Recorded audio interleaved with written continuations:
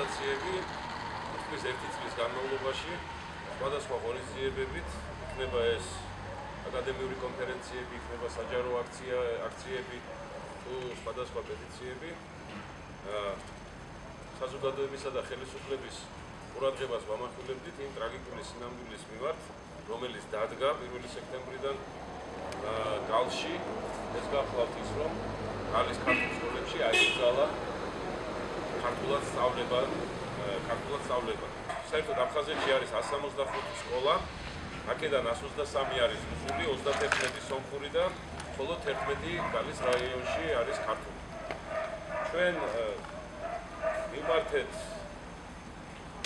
საქართველოს ხელისუფლებას, მაგრამ სამწუხაროდ საქართველოს მთავრობისაგან, მმართველი გუნდისაგან ჩვენ გვესმის ერთი და იგივე, რომ იქ არაფერი არ ხდება, რომ ქართველები უკეთესად სუფთავენ ახლა, რომ რაღაც ბერკეტებს იყენებენ საერთაშორისო ორგანიზაციების და საერთაშორისო სამართლის თვალსაზრისით, თუმცა ამ ხელისუფლების გაკეთებული ამ მიმართულებით ჩვენ არ გვინახავს. არც ერთ შიდა და საერთაშორისო დონეზე ჩვენ არც ერთ უცხოელთან, არც ერთ უცხოურ ორგანიზაციასთან მათ ეს საკითხი არ დაუყენებიათ, ყოველ შემთხვევაში ქართულმა საზოგადოებამ ამის თაობაზე არაფერი არ იცის და რომ დაეყენებიათ, ნამდვილად სადღაც ეს პრობლემა გაჟღერდებოდა.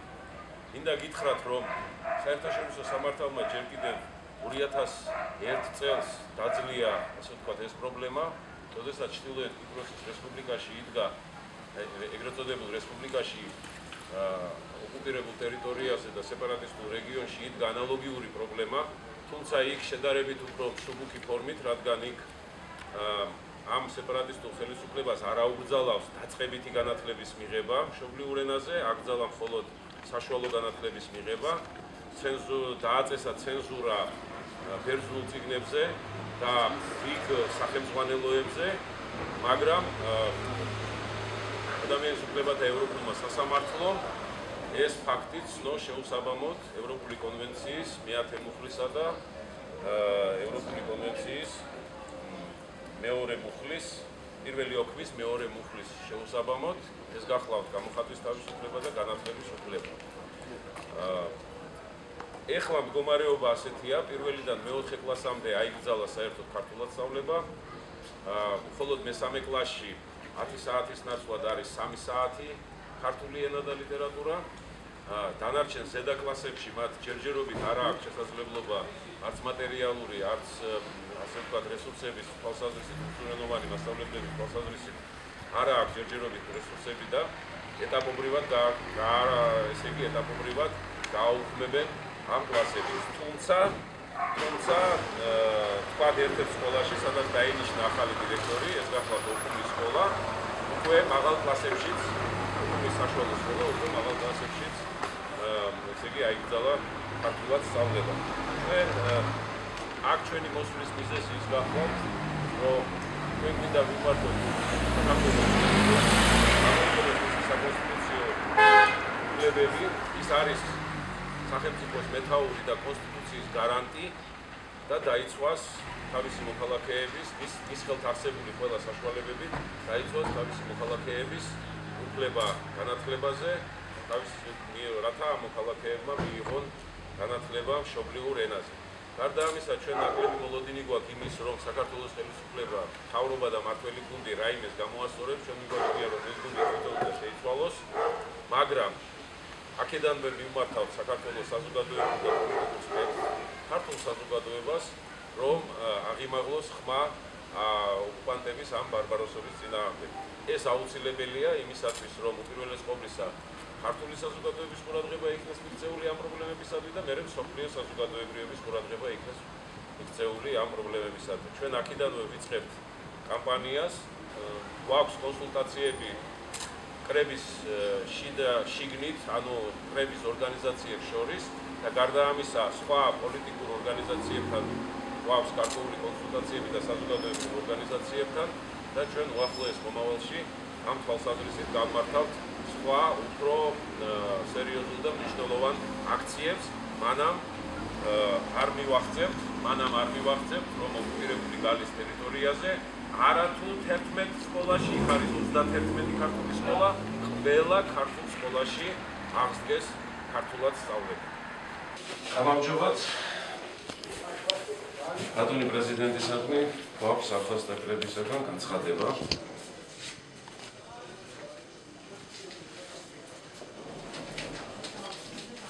როგორც გნებავთ? როგორც წესია? კი ბატონო. კეთილი. დიდი მადლობა. ახონდის. იმ დროს, როდესაც გალის რაიონში მიდის რუსიფიკაციის პროცესი, ჩვენი ხელისუფლება დაკავებულია დეკლარაციული ხასიათით, აცხადებს მუდამ, რომ ისინი აგრძელებენ რუსეთთან პრაგმატულ პოლიტიკას, რაც ჩვენთვის მიუღებელია, იქიდან გამომდინარე, რომ ძალიან გამძაფრდა პრობლემები გალის რაიონში. ჩვენი შეკრების მიზეზი დღეს და მიზანი მდგომარეობის შემდეგში, რომ პრეზიდენტმა უზრუნველყოს ქართული მოსახლეობის დაცვა გალის რაიონში და ყველა ის საერთაშორისო ბერკეტი გამოიყენოს ჩვენმა პრეზიდენტმა, რომ აღნიშნული პრობლემა გადაწყდეს ჩვენ დასასიკეთოდ და შეჩერდეს რუსიფიკაციის პროცესი გალში. გალის რაიონის სკოლებში მიმდინარეობს ტოტალური გარუსებისკენ მიმართული პოლიტიკა. ქართული ენის სწავლების აგრძელებასთან დაკავშირებით. გარდა იმ პრობლემებისა, რომელიც აწუხებს ქართულ მოსახლეობას ოკუპირებულ ტერიტორიაზე, ემატება ეს აღნიშნული პრობლემაც. ეს პრობლემა არ ახალია, მაგრამ თუ მანამდე ასე თუ ისე გალის სკოლების ის შეზღუდული რაოდენობა, რომელიც კიდევ იყო შენარჩუნებული 93 წლის ოკუპაციის შემდეგ, ახერხებდა ასე თუ ისე ქართულ ენაზე სწავლა-განათლების მიღებას და გავრცელებას, დღეს კარდინალურად არის შესული სიტუაცია. და ეს მდგომარეობს იმაში, რომ რუსეთის ხელისუფლებამ საოკუპაციო რეჟიმმა გადაწყვიტა მთლიანად მოწყვიტოს გალის სივრცე ქართულ სივრცეს და ამით გაამყაროს ის მდგომარეობა, რომელსაც ჩვენ უწოდებთ საქართველოს ტერიტორიების ოკუპაციას. როგორც მოგესალმებათ, 1 სექტემბრიდან გალის რაიონში რუსულმა საოკუპაციო რეჟიმმა აკრძალა ქართულ ენაზე სწავლება. აქედან გამომდინარე, დღეს აფხაზთა კრების მონაწილე ორგანიზაციებმა გავმართეთ ეგრეთ წოდებული საპროტესტო ბრიფინგი. სამწუხაროდ დღევანდელი ხელისუფლება ხმას არ იღებს ამის შესახებ და არაფერს არ აკეთებს ამის საწინააღმდეგოდ, როგორც ჩანს, მათთვის ეს არის ტაბუდადებული თემა. დღეს ჩვენ აფხაზთა კრების მონაწილე ორგანიზაციებმა შეუგზავნეს წერილი პრეზიდენტს, რათა მან გამოიყენოს ყველა მის ხელთ არსებული ბერკეტი ამ ფაქტის საწინააღმდეგოდ. აფხაზთა კრების ორგანიზაციები არ გავჩერდებით მანამ, სანამ არ მივაღწევთ მიზანს და ეს მიზანი არის ის, რომ გალის რაიონში აღდგეს სწავლა-განათლება ქართულ ენაზე. დღევანდელი აქცია მიზნად ისახავს, რომ კვლავ გაამახვილოს ყურადღება იმ მოვლენაზე, რომ გალში გადაედგა ოკუპანტების მიერ კიდევ შემდეგი აღმაშფოთებელი ნაბიჯი და ქართული ენა, რომელიც სკოლებში ასე თუ ისე ფარულად, რაღაც ძალიან შევიწროებულად, მაგრამ მაინც არსებობდა, დღეს აიგრძალა ქართულად სწავლება დაწყებით კლასებში და თანდათანობით ეტაპობრივად, როგორც კი თვითონ საშუალება ექნებათ მათ რუსულენოვანი მასწავლებლების მხრივ, მთელი სკოლი მთლიანად, ყველა კლასიდან იქნება გამოდევნილი ქართული ენა. ამაზე რასაკვირველია, უნდა იყოს სათანადო რეაგირება საერთაშორისო საზოგადოების მხრიდან, უპირველეს ყოვლისა ქართული საზოგადოების მხრიდან და საქართველოს ხელისუფლების მხრიდან. საქართველოს ხელისუფლება ადეკვატურ რეაგირებას, როგორც ყოველთვის და როგორც ჩვეულებრივ არ ახდენს, ის მხოლოდ თუ კი იქნება სხვა მხრივ ხმაური საზოგადოების მხრიდან, მერე უკვე მოგვიანებით რაღაცას მცირეს ძალიან არასაკმარის ამბობს ხოლმე, მაგრამ ნამდვილად არ აკეთებს იმას, რაც გასაკეთებელია.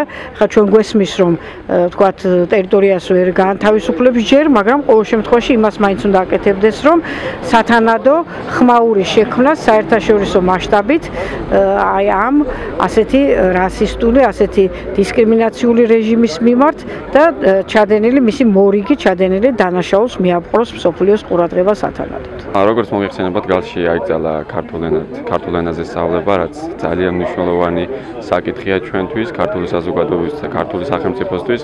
დღევანდელი შეკრება სწორედ ამ საკითხს ეძღვნებოდა, ჩვენ გვინდა რაც შეიძლება მეტი ორგანიზაცია, საერთაშორისო ორგანიზაციები და სამოქალაქო საზოგადოება ჩავრთათ ამ საკითხებში, განსაკუთრებით კი პოლიტიკური პარტიები, ვიწყებთ ამ მიმართულებით აქტიურ თანამშრომლობას, რომ მეტი ყურადღება დაეთმოს ამ საკითხს, რეაგირება მოხდეს მთავრობის მხრიდან ამ საკითხზე. დღევანდელი აქცია, ასე ვთქვათ, ბრიფინგი პრეზიდენტთან სწორედ ამას ეძღვნება, რომ პრეზიდენტმა პირველ რიგში მოახდინოს რეაგირება და საქმის ყურში დღის წესრიგში დააყენოს ეს საკითხი.